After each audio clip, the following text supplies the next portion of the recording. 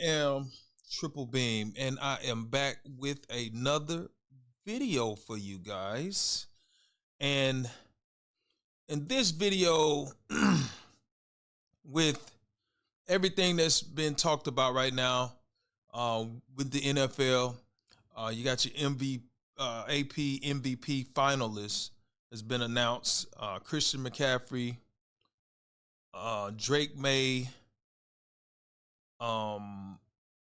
Matthew Stafford, and Trevor Lawrence. Those are your four finalists for MVP for this season. So in the wake of this, I brought up, which I happened to stumble upon a video that brought to my attention, and I want to bring this question out. Who is the greatest quarterback of all time in the NFL? Who is the greatest quarterback of all time in the NFL? Now, when we talk about the greatest quarterback of all time in the NFL, it's similar to the NBA's GOAT conversation. You usually get 1, 2, 3 names that come up. The NBA, really right now, it's Michael Jordan or is it LeBron? That's what you hear. In the NFL, when it comes to the GOAT quarterback, you hear Tom Brady. For the most part, you hear Tom Brady, and then you have a few people who will say Joe Montana. I am of the mindset. Now, you guys put it in the comments. For you, who is the greatest quarterback of all time? Is it Tom Brady? Is it Joe Montana? Some guys, do you think it's Peyton Manning? Maybe who else somebody might put in there? Pat Mahomes, he's still playing. So, I mean, obviously, I won't want to put him in there yet because he still has work to do.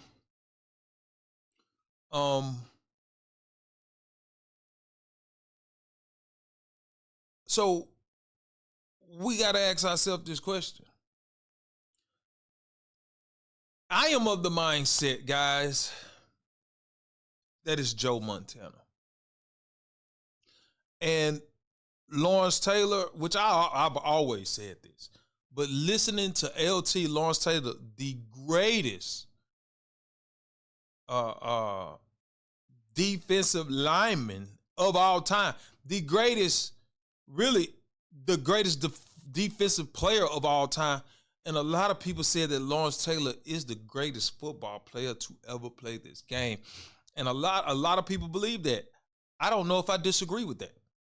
I seen Lawrence Taylor play. I was a lot younger now. I was young boy. But, even as you get older, of course, they show the highlights and you can see things like, they have the archives here on the internet. So you can always go back and you can kind of do your due diligence and do your research.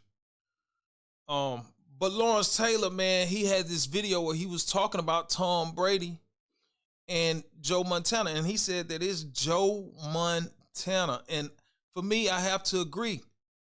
I always equate this to the times. And he said that it's two different sports. It's two different sports.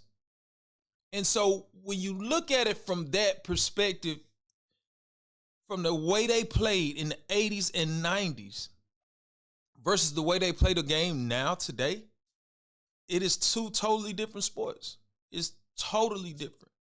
It's just like with Michael Irvin, when he had the back and forth with some guy on the internet when he was talking about Justin Jefferson and a lot of these new guys and how, they're so much better than guys like Michael Irvin and that, bro, no, because the physicality of the game, it was different. It was a totally different game. And that's what's happening with this GOAT conversation when it comes to Tom Brady and Joe Montana. And if I was to quote Lawrence Taylor, he said simply, if you bring Tom Brady to the 80s and the 90s, he said, we'll knock the GOT out of his ass real quick. I screamed. I hollered. It was literally the funniest thing.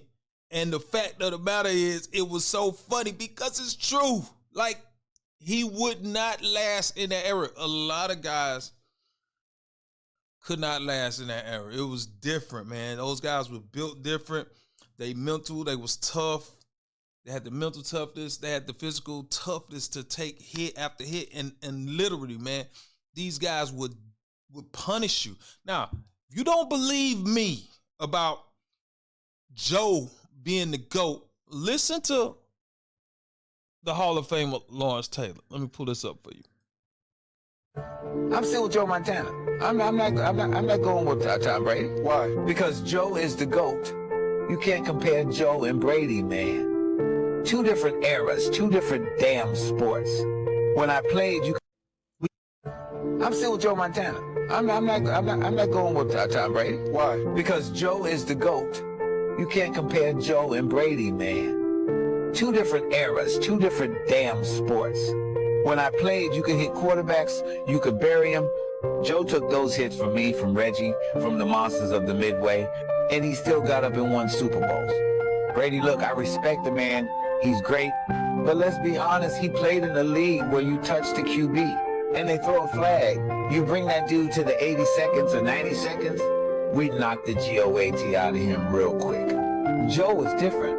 He stood in that pocket knowing somebody like me was coming for his head. And he still delivered the ball. Perfect, calm, ice cold. That's not numbers. That's heart. That's toughness. That's greatness you can't fake. In my book, in that savage era, Joe Montana is the GOAT, no question. I'm still with Joe Montana. I'm not. Did you hear that? He said, if you bring that man to the 80s or the 90s, say we'll knock the GOAT out of him real quick. I agree. I mean, and then it's not no knock on Tom for the most part, because most of the guys in that era, I don't think they would have held up in that era with LT and those guys, because they literally could hit you in the knees, no flag. They could literally hit you face to face, no flag. They could literally pick you up, drive you into the ground, no flags. This is what Joe Montana and some of those QBs from that era had to go through. You know what I mean? It was different. It was a lot different back then. So for me, guys, the greatest quarterback of all time, in my opinion, is Cool Joe Montana.